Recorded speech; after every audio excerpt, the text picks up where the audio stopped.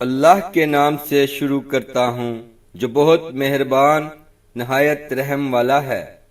معزز سامعین کرام، السلام علیکم۔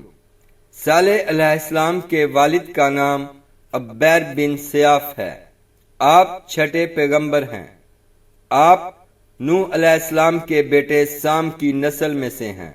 آپ کا سلسلہ نسب کچھ یوں ہے: صالح بن عبیر بن سیاف بن ماشہ بن عبید بن حاضر بن سمود بن ارم بن سام بن نوح نبی اللہ علیہ السلام۔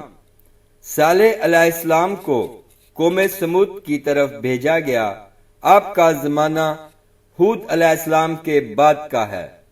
آج سے کم 4000 سال پہلے حجاز مقدس اور تبوک کے درمیان ہجر نامی جگہ میں ایک قوم سمود آباد تھی۔ قوم سمود بھی قوم عاد کی طرح نہایت طاقتور، طویل القامت اور زبردست شان و شوکت کی مالک تھی، اور اسے فن تعمیر میں بھی کمال حاصل تھا۔ پہاڑوں کو تراش کر انتہائی خوبصورت عمارتیں بنانے کا فن گویا ان پر ختم تھا۔ اس قوم نے بہت ترقی کی۔ ان کی ترقی کی وجہ یہ تھی کہ یہ لوگ پہاڑوں میں گھر بنا کر رہتے تھے، جس کی وجہ سے دشمن کبھی ان سے جیت نہ پاتے۔ ہجر کا نام قرآن مجید کی سورۃ الحجر میں آتا ہے۔ یہ جگہ آج کل مدائن صالح کے نام سے مشہور ہے۔ یہ ایک پہاڑی علاقہ ہے۔ یہ شہر مدینہ منورہ سے شمال مغرب میں 380 کلومیٹر کے فاصلے پر واقع ہے۔ قوم سمود اپنے عالیشان محلات، سرسبز و شاداب کھیت کھلیان، خوبصورت مرغزاروں اور نعمتوں کی فراوانی کے سبب غرور، تکبر اور سرکشی کے نشے میں چور تھے، اور چونکہ تکبر اور کفر کا چولی دامن کا ساتھ ہے تو یہ بھی ابلیس کے پیروکار بن گئے۔ حالانکہ کچھ ہی عرصہ پہلے قوم عاد پر قہر الہی کے مناظر ان کے سامنے تھے۔ یہ بھی اپنے ہاتھوں سے تراشے ہوئے پتھر کے خداؤں کی عبادت کرتے تھے۔ ان کے معاشرے سے حق و انصاف ناپید ہو چکا تھا۔ بے حیائی، فحاشی آخری حدود چھو رہی تھی۔ مقدس انسانی رشتوں کا احترام ختم ہو چکا تھا۔ رقص و سرور، عیش و عشرت، شراب و شباب ان کی زندگیوں کے لازمی جز بن چکے تھے۔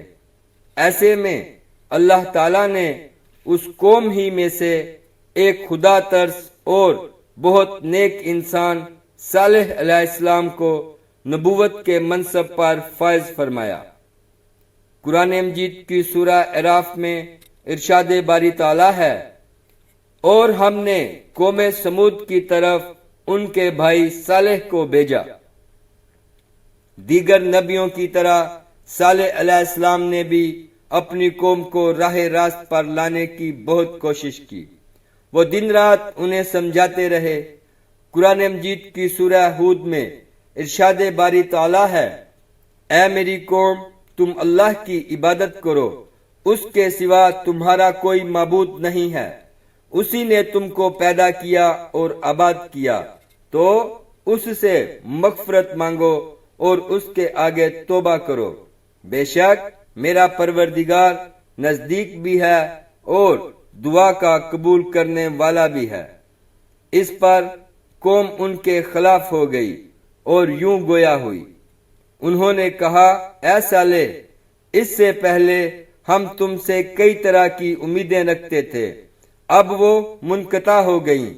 کیا تم ہم کو ان چیزوں سے منع کرتے ہو جن کو ہمارے بزرگ پوجتے چلے آئے ہیں، اور جس بات کی طرف تم ہم کو بلاتے ہو اس میں ہمیں کوئی شبہ ہے؟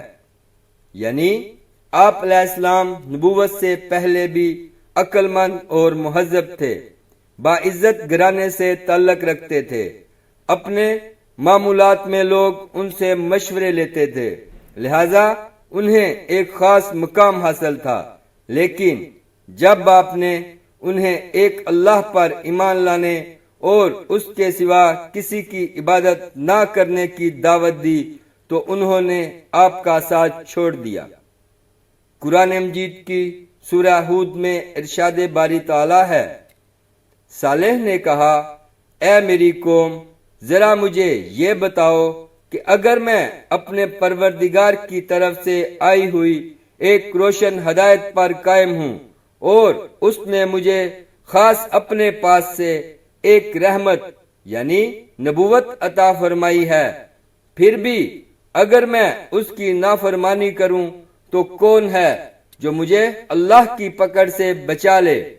لہذا تم مجھے میرے فرائض سے روک کر بربادی میں مبتلا کرنے کے سوا مجھے اور کیا دے رہے ہو؟ قرآن مجید کی سورہ اعراف میں ارشاد باری تعالی ہے، صالح نے اپنی قوم سے فرمایا، اور وہ وقت یاد کرو جب اللہ نے تمہیں قوم عاد کے بعد جانشین بنایا اور تمہیں زمین پر اس طرح بسایا کہ تم اس کے ہموار علاقوں میں محل بناتے ہو اور پہاڑوں کو تراش کر گھروں کی شکل دے دیتے ہو۔ لہذا اللہ کی نعمتوں پر دھیان دو اور زمین میں فساد مچاتے نہ پھرو۔ صالح علیہ السلام کی مسلسل واضح نصیحت اور اس کے نتیجے میں غریب لوگوں کا ایمان لانا قوم سمود کے سرداروں کے لیے تشویش کا باعث تھا۔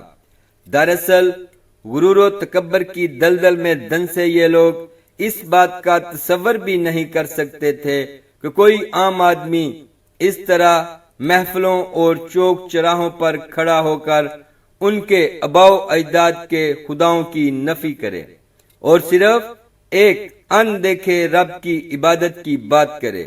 چنانچہ اس مسئلے کا حل ڈھونڈنے کے لیے سب سردار سر جوڑ کر بیٹھے اور پھر متفقہ طور پر ایک نتیجے پر پہنچنے کے بعد انہوں نے صالح علیہ السلام کو بلایا اور کہا، اے صالح، اگر تم اللہ کے سچے پیغمبر ہو تو ہم کو کوئی ایسا معجزہ دکھاؤ جسے دیکھ کر ہمیں تم پر یقین آ جائے۔ صالح علیہ السلام نے فرمایا، اے میری قوم کے لوگوں، تم کیا معجزہ دیکھنا چاہتے ہو؟ انہوں نے کہا کہ ہم چاہتے ہیں کہ یہ جو سامنے چٹان ہے اس میں سے ایک ایسی اونٹنی برآمد کرو جو گابن ہو، بچہ دے، ہم سب کے لیے دودھ مہیا کرے اور اس میں فلاں فلاں خوبیاں ہوں۔ صالح علیہ السلام نے ان سے فرمایا، اگر میں تمہاری شرط پوری کر دوں تو کیا تم اللہ پر ایمان لے آؤ گے؟ انہوں نے جواب دیا، ہاں، ہم تمہارے رب پر ایمان لے آئیں گے۔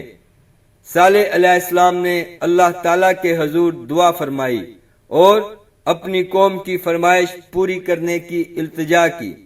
اللہ تعالیٰ نے اپنے نبی کی دعا قبول فرمائی اور دیکھتے ہی دیکھتے چٹان شق ہو گئی اور اس میں سے ایک طویل القامت خوبصورت اونٹنی برآمد ہوئی جس میں وہ سب خوبیاں تھیں جن کی قوم سمود نے فرمائش کی تھی۔ یہ منظر دیکھ کر قوم سمود لاجواب ہو گئی۔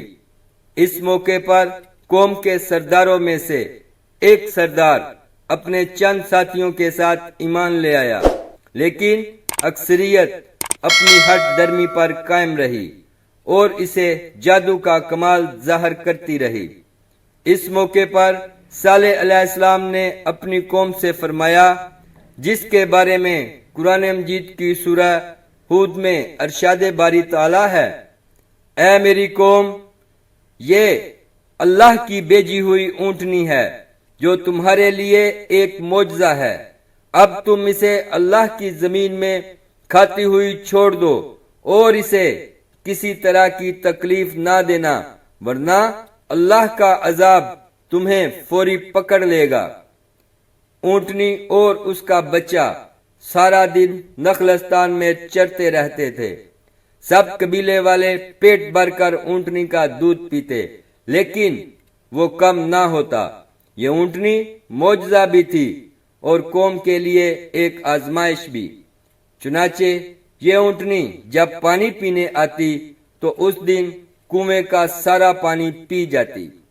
قرآن مجید کی سورہ قمر میں ارشاد باری تعالی ہے، ہم ان کے پاس ان کی آزمائش کے طور پر اونٹنی بھیج رہے ہیں، اس لیے تم انہیں دیکھتے رہو اور صبر سے کام لو۔ صالح علیہ السلام نے کنویں کے پانی کو بھی تقسیم کر دیا تھا۔ ایک دن اونٹنی پانی پیتی تھی اور ایک دن سمود کے لوگ۔ قرآن مجید کی سورہ شعراء میں ارشاد باری تعالی ہے کہ صالح نے اپنی قوم سے کہا، دیکھو یہ اونٹنی ہے، ایک دن اس کی پانی پینے کی باری ہے اور ایک معین روز تمہاری باری، اور اس کو کوئی تکلیف نہ دینا، نہیں تو تم کو سخت عذاب آ پکڑے گا۔ کچھ ہی عرصے بعد قوم سمود کو اونٹنی کی موجودگی کھٹکنے لگی۔ انہیں اپنے ہرے بھرے نخلستانوں میں آزادی سے گھومتی پھرتی اونٹنی ایک آنکھ نہ باتی تھی، اور جب وہ یہ دیکھتے کہ اپنی باری آنے پر اونٹنی ایک ہی سانس میں پورے کنویں کا پانی پی جاتی ہے تو حیران ہو کر اسے جادو سے تشبیہ دیتے۔ آخر کار شیطان کے اکسانے پر انہوں نے اونٹنی سے جان چھڑوانے کی تدابیر سوچنی شروع کر دی، اور اس کا ایک ہی حل تھا کہ اسے ہلاک کر دیا جائے، مگر کیسے؟ قوم سمود کے سردار یہ کام خود اپنے ہاتھوں انجام دینے کو تیار نہ تھے، سو انہوں نے دو نہایت اونچے اور مالدار خاندان کی آزاد منش عورتوں کو راضی کیا کہ وہ قوم کے کسی نوجوان سے یہ کام کروائیں، جس پر ان عورتوں نے دو اوباش اور شراب و شباب کے رسیا نوجوانوں کو اونٹنی کے قتل پر آمادہ کیا، جن کے ساتھ مزید 7 اوباش نوجوان شامل ہو گئے۔ قرآن مجید کی سورہ نمل میں اللہ تعالیٰ نے صالح علیہ السلام کا واقعہ بیان کرتے ہوئے فرمایا، شہر میں 9 افراد کی ایک جماعت تھی جو ملک میں فساد مچاتے پھرتے تھے اور اصلاح نہیں کرتے تھے، اور پھر حسب پروگرام ایک دن یہ 9 افراد اونٹنی کے انتظار میں کنویں کے پاس گھات لگا کر بیٹھ گئے، جبکہ قوم کے لوگ اللہ کے عذاب کے ڈر سے چھپ کر یہ منظر دیکھنے لگے۔ جب اونٹنی کنویں کے قریب آئی تو مصدع نامی شخص نے تیر چلایا جو اس کی پنڈلی میں پوست ہو گیا اور ٹانگ سے خون کا فوارہ جاری ہو گیا۔ اونٹنی کو زخمی دیکھ کر باقی لوگ خوف زدہ ہو کر پیچھے ہٹ گئے۔ یہ منظر دیکھ کر دونوں عورتیں آگے بڑھیں اور مردوں کو برا بھلا کہنا شروع کر دیا، جس پر قبیلے کا سب سے قوی شخص قدار بن سالف آگے بڑھا اور تلوار کے ایک بھرپور وار سے اونٹنی کی کونچیں یعنی پچھلے پاؤں کے اوپر کا حصہ کاٹ ڈالیں۔ اونٹنی شدید زخمی ہو کر زمین پر گر پڑی اور ایک زوردار چیخ ماری۔ اسی اثنا میں زخمی اونٹنی کو گھیرے میں لے کر اس پر نیزوں اور تلواروں کے لاتعداد وار کیے گئے، جس سے وہ ہلاک ہو گئی۔ ادھر اس کا بچہ بھاگتا ہوا پہاڑ پر چڑھا اور چیخے مارتا غائب ہو گیا۔ اونٹنی کے قتل کے بعد جب ان لوگوں نے دیکھا کہ کوئی عذاب نازل نہیں ہوا تو مارے خوشی کے دیوانے ہو گئے اور جشن مناتے ہوئے چیخ چیخ کر صالح علیہ السلام کو چیلنج کرنے لگے کہ تم جس عذاب سے ڈراتے ہو اسے لا کر دکھاؤ۔ قرآن مجید کی سورہ اعراف میں ارشاد باری تعالی ہے، آخر انہوں نے اونٹنی کی کونچیں کاٹ ڈالی اور اپنے پروردگار کے حکم سے سرکشی کی اور کہنے لگے کہ صالح جس چیز سے تم ہمیں ڈراتے تھے، اگر تم اللہ کے پیغمبر ہو تو اسے ہم پر لے آؤ۔ ناقتہ اللہ کے قتل کی خبر سن کر صالح علیہ السلام آبدیدہ ہو گئے اور فرمایا، اس بد نصیب قوم کو اب اللہ کے عذاب سے کوئی نہیں بچا سکتا۔ ادھر سمود کے لوگوں کی دیدہ دلیری اور جرت میں مزید اضافہ ہو گیا، ان کے دل سے ڈر اور خوف نکل چکا تھا، چنانچہ انہوں نے اسی رات صالح علیہ السلام کو بھی قتل کرنے کا پروگرام بنا لیا تاکہ اونٹنی کے ساتھ ان کا بھی قصہ ختم ہو جائے۔ وہ 9 افراد ایک پہاڑ کی گھاٹی میں چھپ کر بیٹھ گئے تاکہ جب صالح علیہ السلام وہاں سے گزرے تو انہیں قتل کر دیں، مگر کائنات کا مالک اللہ رب العزت قوم سمود کے ہر مکر و فریب اور شیطان کی چال بازیوں سے خوب واقف تھا، چنانچہ پہاڑ سے ان پر پتھر برسائے گئے جن سے وہ سب ہلاک ہو گئے۔ دوسرے دن جب لوگوں کا وہاں سے گزر ہوا تو دیکھا کہ 9 کے 9 افراد پتھروں کے نیچے مرے پڑے تھے۔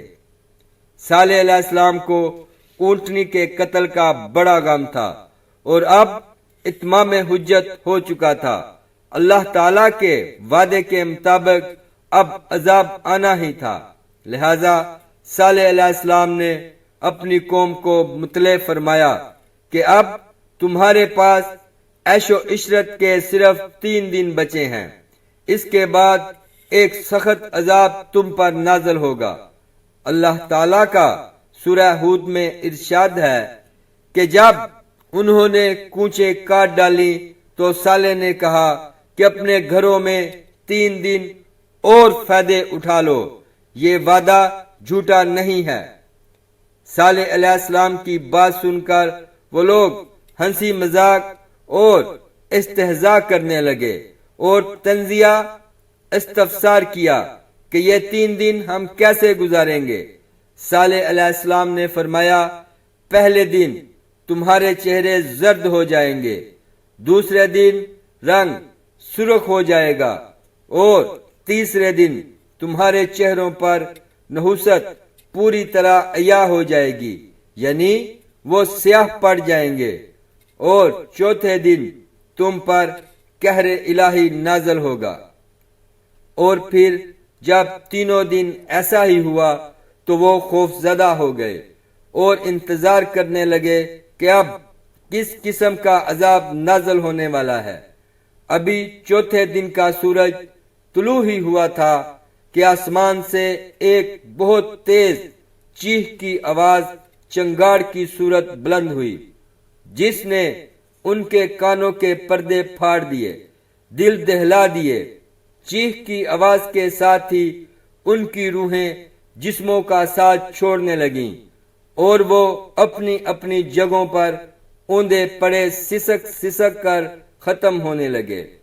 کچھ ہی دیر میں لاکھوں افراد پر مشتمل نہایت قوی اور طاقتور قوم جانوروں کے کھائے ہوئے بھوسے کی طرح ڈھیر ہو چکی تھی، اور کفر و شرک میں مبتلا، غرور و تکبر میں ڈوبے لوگوں کا شاندار اور بارونق شہر خاموشہ میں تبدیل ہو کر ہمیشہ کے لیے عبرت کا نشان بن گیا۔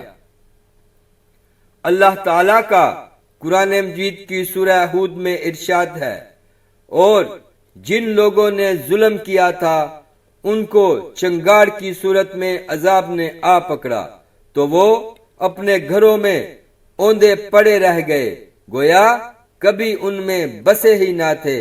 سن رکھو کہ سمود نے اپنے پروردگار سے کفر کیا، اور سن رکھو سمود پر پھٹکار ہے۔ اللہ تعالی نے اس عذاب سے صالح علیہ السلام اور ان پر ایمان لانے والوں کو محفوظ رکھا، چنانچہ اللہ تعالی نے سورہ ہود میں فرمایا، جب ہمارا حکم آ گیا تو ہم نے صالح کو اور جو لوگ ان کے ساتھ ایمان لائے تھے ان کو اپنی مہربانی سے بچا لیا اور اس دن کی رسوائی سے محفوظ رکھا۔ بے شک تمہارا پروردگار طاقتور اور زبردست ہے۔ صالح علیہ السلام نے ہلاک شدگان کو مخاطب کرتے ہوئے کہا، جس کے بارے میں قرآن مجید کی سورہ اعراف میں ارشاد باری تعالیٰ ہے، اس موقع پر صالح ان سے منہ موڑ کر چل دیے اور کہنے لگے، اے میری قوم، میں نے تمہیں اپنے رب کا پیغام پہنچایا اور تمہاری خیر خواہی کی، مگر افسوس کہ تم خیر خواہوں کو پسند ہی نہیں کرتے تھے۔ ان کے مقامات ان کی تباہی سے لے کر اب تک موجود ہیں۔ شام کے راستے میں تبوک تک قوم سمود کے آثار پائے جاتے ہیں۔ مسند احمد میں ابن عمر رضی اللہ سے مروی ہے کہ 9 ہجری میں نبی کریم صلی اللہ علیہ وآلہ وسلم تبوک جاتے ہوئے جب وادی سمود سے گزرے تو آپ صلی اللہ علیہ وآلہ وسلم نے اس ویران اور اجڑی جگہ کو دیکھ کر صحابہ سے فرمایا، یہاں سے جلدی سے گزر چلو، اور اگر پانی کی ضرورت ہو تو صرف اس کنویں کا پانی استعمال کرو جس سے صالح علیہ السلام کی اونٹنی پانی پیا کرتی تھی۔ بعض صحابہ نے دوسرے کنووں سے پانی لے کر آٹا گوندھ لیا تھا۔ آپ صلی اللہ علیہ وآلہ وسلم نے اسے پھنکوا دیا۔ اس عرصے میں آپ صلی اللہ علیہ وآلہ وسلم مسلسل توبہ استغفار کرتے رہے۔ پھر نبی کریم صلی اللہ علیہ وآلہ وسلم نے اپنے اصحاب کو منع فرمایا کہ قوم سمود جو عذاب سے ہلاک ہوئی ان کے گھروں اور بستیوں میں نہ جائیں، اور فرمایا کہ مجھے خوف ہے کہ کہیں تم کو بھی وہی عذاب نہ پہنچ جائے جو ان کو پہنچا تھا، لہذا ان کے پاس نہ جاؤ۔ قوم پر عذاب کے بعد صالح علیہ السلام ایمان لانے والوں کے ساتھ فلسطین میں آ کر رہنے لگے اور باقی کی زندگی وہیں گزاری۔ ابن کثیر کے مطابق صالح علیہ السلام 280 برس کی عمر میں اپنے خالق حقیقی سے جا ملے۔ یہ ہے اللہ کے نبی صالح علیہ السلام کا اسوہ اور سیرت طیبہ کا حال، جو قرآن مجید اور احادیث مبارکہ کی روشنی میں آپ کے سامنے اسلام ٹی وی فار آل کی جانب سے پیش کیا گیا ہے۔ دین کی بات کو پھیلانا اور دوسروں تک پہنچانا بھی ایک صدقہ جاریہ ہے۔ اگر ویڈیو اچھی لگی ہو تو لائک کر دیں اور اپنے دوست احباب کے ساتھ شیئر ضرور کریں۔ اسلامک ویڈیوز کے لیے سبسکرائب کریں اور ساتھ بیل کے بٹن کو بھی پریس کر دیں۔